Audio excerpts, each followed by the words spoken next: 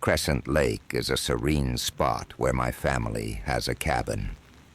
We've spent countless summers there, but one summer we encountered something that forever changed our view of the place.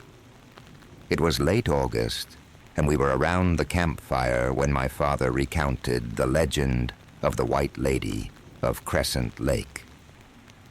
According to the tale, a young bride named Elizabeth drowned in the lake after her fiancé, Henry, mysteriously died on their wedding day. Since then, her spirit is said to roam the lake, searching for her lost love. Intrigued and slightly spooked, we called it a night. As I prepared for bed, I saw a pale figure in a flowing white gown by the lake.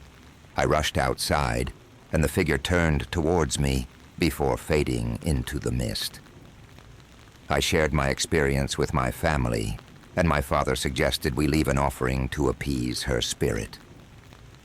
The next morning we placed flowers and a candle by the water's edge.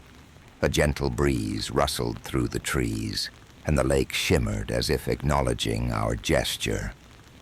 That night, I dreamt of the White Lady. She stood by the lake, smiling sadly, and whispered, "Thank you." Over the next few days, we continued our vacation, but the memory of the White Lady lingered. My grandmother then shared a story of her own encounter with the White Lady when she was a child, adding a deeper layer to our understanding of the legend. Determined to learn more, I researched the history of Crescent Lake. I found records confirming the tragic wedding and the disappearance of Elizabeth. This deepened my connection to the story, transforming it from a ghost tale into a real tragedy that marked the area. Since that summer, we haven't seen the White Lady again, but we always leave an offering when we visit Crescent Lake. The experience left us with a deep respect for the past and the mysteries that linger beyond our understanding.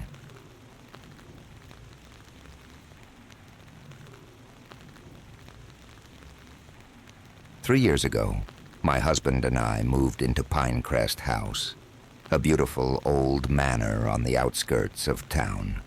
We were excited to restore it, despite hearing rumors about it being haunted. Skeptics at heart, we brushed off the stories and focused on our renovation plans. Strange things started happening almost immediately. Objects would move on their own, lights flickered, and we heard unexplained noises at night. At first, we laughed it off, thinking it was just the house settling. But things escalated quickly. One night, we were awakened by the sound of shattering glass. We rushed downstairs to find the dining room in disarray. The chandelier had fallen and all the glassware was smashed.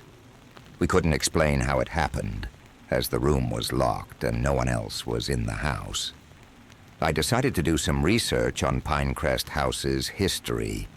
It turned out that the house had a notorious past. In the 1920s, it belonged to a wealthy family, the Robinsons. The youngest daughter, Emily, was rumored to have been deeply troubled and prone to violent outbursts. She died under mysterious circumstances, and ever since, the house had a reputation for being haunted. Desperate for answers, we contacted a local paranormal investigator. He conducted a thorough investigation and confirmed the presence of a poltergeist, likely Emily's restless spirit. He suggested a cleansing ritual to help her move on. The ritual was intense. As the investigator chanted, the temperature dropped, and we heard faint sobbing. Suddenly, a gust of wind swept through the room, and the sobbing stopped. The investigator assured us that Emily was at peace. Since the cleansing, the house has been quiet.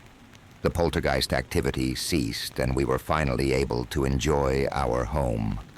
Though the experience was terrifying, It gave us a deeper appreciation for the mysteries of the unknown.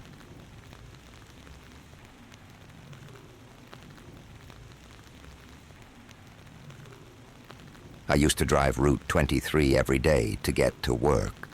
It's a long, winding road through the countryside with beautiful views but little traffic. One foggy evening as I was driving home, I saw headlights in my rearview mirror. They were approaching fast, and soon a sleek, black car was tailgating me. Annoyed, I sped up to let the car pass, but it stayed close behind. Suddenly, the car swerved around me and sped ahead, disappearing into the fog. Moments later, I saw the same headlights approaching from behind again. This cycle repeated several times, and each time, the car vanished into thin air. I was thoroughly spooked by the time I got home and shared the experience with my wife. She suggested it might be a ghost car, something she had heard about from her grandmother. Intrigued and skeptical, I decided to dig into the local lore. I found several accounts of a phantom car on Route 23. According to the stories, a young couple had died in a car crash on that road in the 1950s. Witnesses reported seeing a black car speeding recklessly before disappearing. The couple's spirits were said to haunt the road, reliving their final moments. Determined to understand what was happening, I set up a dash cam in my car. The next foggy night, I drove the same route, and sure enough, the black car appeared. It tailgated me, swerved around, and vanished into the fog. I reviewed the footage later and saw the car clearly. But its sudden disappearances were inexplicable. A few days later, I spoke with a local historian who confirmed the accident and suggested the spirits might be trying to warn drivers. He advised me to acknowledge them the next time it happened, to see if it made a difference. The following week, as the black car appeared again, I rolled down my window and said, "I know what happened to you. Please rest in peace." To my amazement, the car's headlights flickered and then vanished. Since that night, I haven't seen the phantom car again. The experience left me shaken but grateful. Whether it was a supernatural occurrence or a trick of the mind, it made me more aware of the unseen and the unexplained.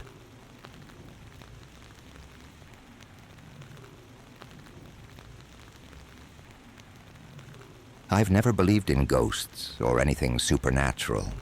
I always thought there was a logical explanation for everything, until I moved to 112 Lincoln Street. The house was a charming two-story Victorian, with a wraparound porch and an inviting garden. It seemed like the perfect place to start over after my divorce. The first few weeks were uneventful. I spent my evenings unpacking and settling in. One night, as I was reading in the living room, I noticed a shadow moving across the wall. Thinking it was just a trick of the light, I dismissed it. But the shadow reappeared the next night, and the night after that, always around the same time. Curiosity got the better of me, and I decided to investigate. I stayed up late, watching the wall where the shadow appeared. At exactly midnight, it manifested again, a tall, dark figure that seemed to glide across the room.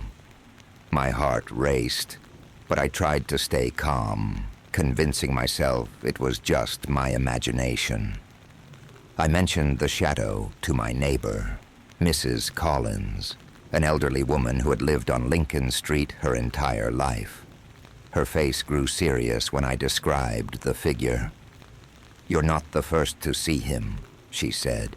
"That's the Shadow Man.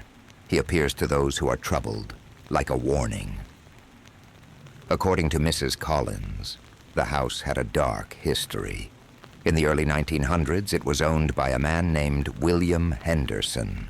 He was rumored to have been involved in several mysterious disappearances. Henderson himself vanished one night, and his body was never found. Since then, the Shadow Man has been seen by several residents, always at midnight. Determined to find answers, I did some research at the local library. I found old newspaper articles about Henderson and the disappearances, but nothing definitive. The shadow continued to appear, and I started to feel a growing sense of dread. One night, I decided to confront the Shadow Man. At midnight, I sat in the living room, waiting. The shadow appeared, moving slowly across the wall. I stood up and called out, "What do you want?" To my surprise, the shadow stopped. It seemed to turn towards me, and for a moment I felt an overwhelming sadness. The next morning I found an old journal hidden in the attic. It belonged to William Henderson. The journal detailed his guilt and regret over the disappearances which he had caused. He wrote about a dark entity he had summoned, the Shadow Man, who now haunted him and anyone who lived in the house. Realizing that the shadow was Henderson's spirit, tormented by his actions, I decided to have the house blessed by a local priest. After the blessing, the shadow disappeared, and I felt a sense of peace return to the house. Though I no longer see the Shadow Man, I will never forget the experience. It taught me that some mysteries can't be explained, and some spirits are bound to their pasts, seeking redemption.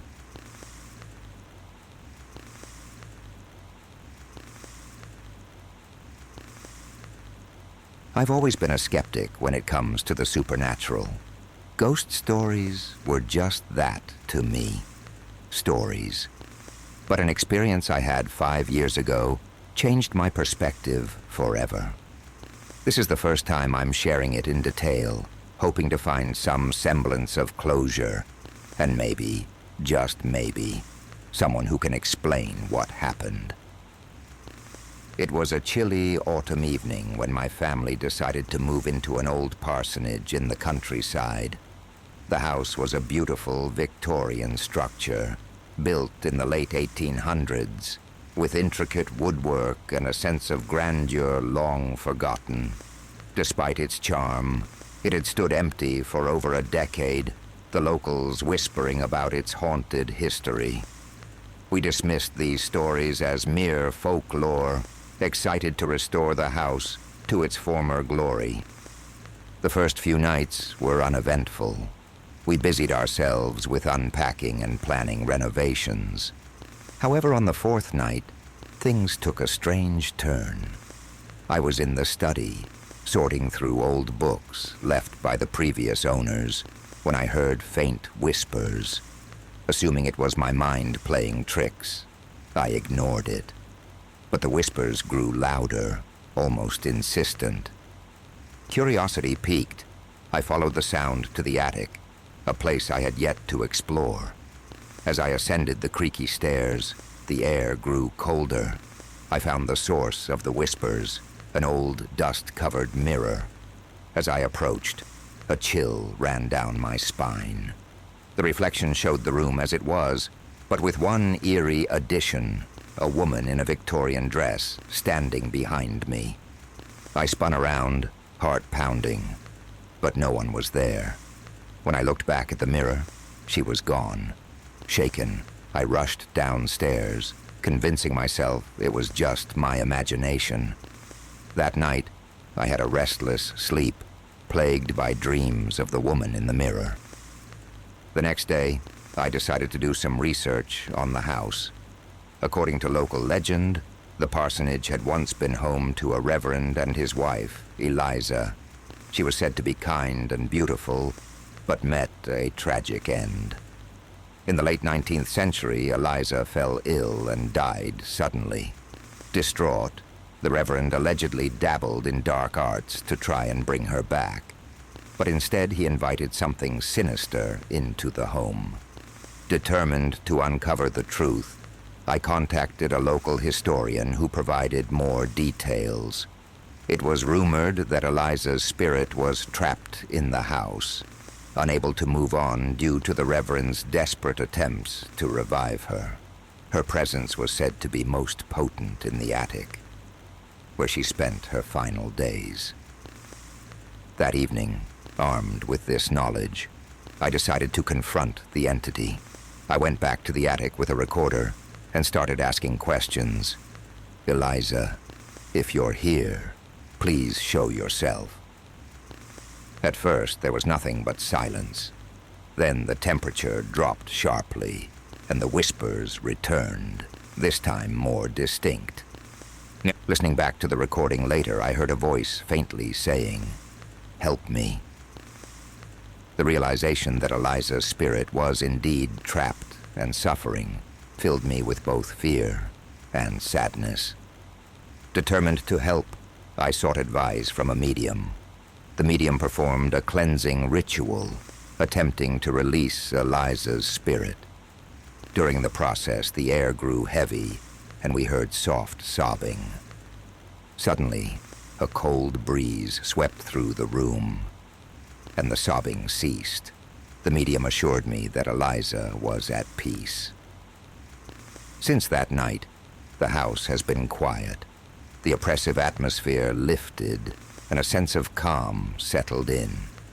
We continued with our renovations, turning the old parsonage into a warm, welcoming home. Yet every now and then I think back to those eerie whispers and the woman in the mirror. Eliza's story will forever be a part of the house's history, and my encounter with her has left an indelible mark on my soul.